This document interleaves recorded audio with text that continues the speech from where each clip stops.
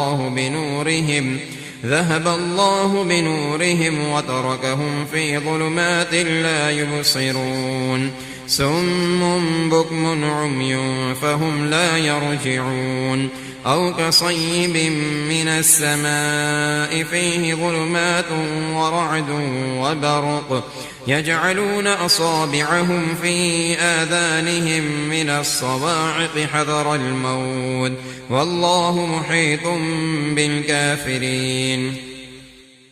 يكاد البرق يخطف أبصارهم كلما أضاء لهم مشوا فيه وإذا أظلم عليهم قاموا ولو شاء الله لذهب بسمعهم وأبصارهم إن الله على كل شيء قدير يا أيها الناس اعبدوا ربكم الذي